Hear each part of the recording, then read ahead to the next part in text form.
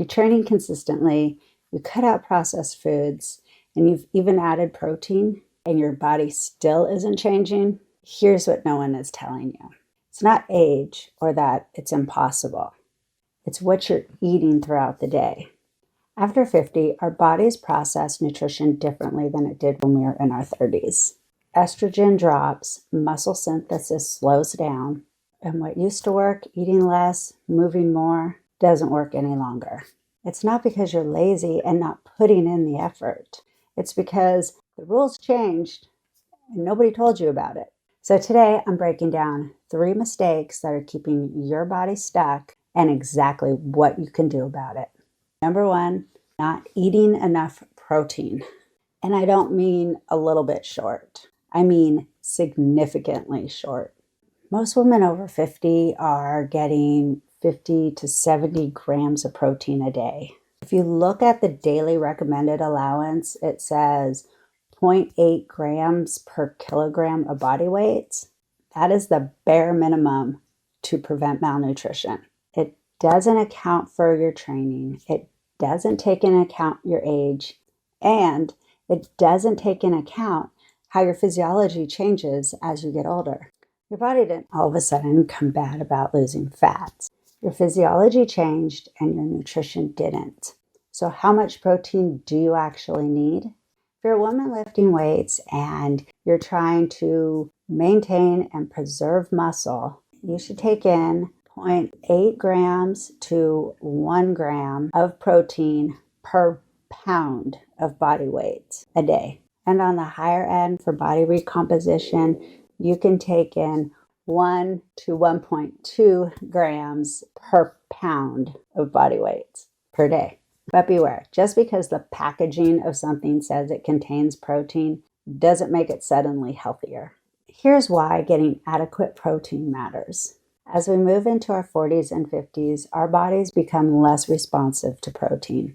That's called anabolic resistance. Your body needs more protein to get the same results that it used to automatically get. So if you're strength training and under eating protein, you're working against yourself every day. Number 2, you've convinced yourself that eating less is the answer. It sounds logical that, if you eat less, you weigh less. But the thing is, when you consume so little calories for a long period of time, it starts working against you. Your body starts using your muscles as fuel. So instead of improving your metabolism, you're actually slowing it down. The goal isn't to eat less, it's to eat right. It's to get enough food so you have energy for your training. It's getting enough to build muscle and to get enough nutritious foods to help with hormone function. Chronic undereating rises your cortisol levels.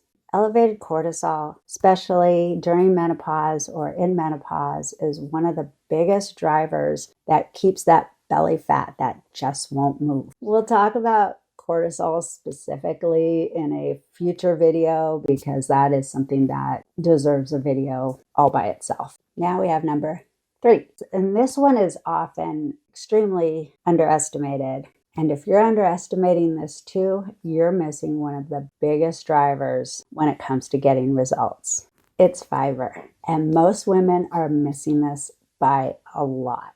Let's put a number on it. Most women should be getting 25 to 35 grams of fiber a day. And many aren't even hitting half that.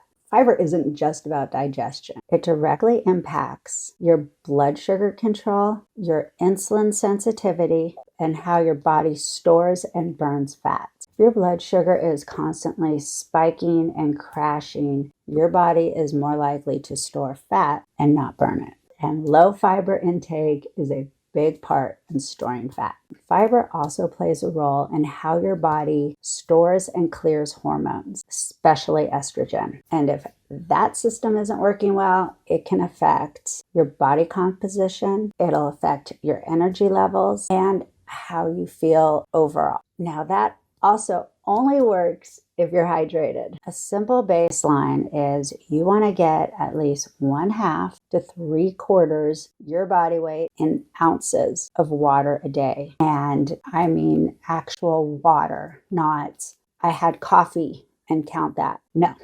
Coffee is actually a diuretic, so it actually dehydrates you. Even being slightly dehydrated can affect your recovery, your energy levels, your mood, and just your overall performance. Here's a tip. If you're feeling bloated, drink more water. Drinking more water actually helps. It sounds counterproductive, but it really does work. So you're working hard in the gym, you're training consistently, and if your nutrition isn't on track, you're not going to see the results. First thing I would do is a deep dive in what you're eating throughout the day. I've worked with so many women who were training consistently and they're eating what they think is healthy. However, when we look at what they're actually eating throughout the day, the pattern is always the same. They weren't getting enough protein. They're eating too little overall. They definitely weren't getting enough fiber, and they didn't have any real structure around their nutrition, meaning they weren't tracking their foods. They weren't paying attention to how much they were actually taking in, and their guessing on what they took in was more off than they realized. So here's what a solid baseline should look like. For protein, 0.8 to 1 gram of protein per pound of body weight, or on the higher end, 1 gram to 1.2 grams per pound of body weight. And calories, not so low that your body starts fighting against you. Get a structured plan. Track your foods. Track your fiber just as you would track your protein. And don't guess on either one. There are so many apps out there that make it really easy to track your foods. And we tend to eat the same things day after day or week after week. So it's really only a pain for the first few weeks, and then it just becomes so much easier. If you've been training hard and consistently and not seeing results, run through these before you change your entire program. Just don't give up. Nutrition is the biggest portion of that pie when it comes to losing fat and building muscle. And it's the portion that most women are getting wrong without even realizing it.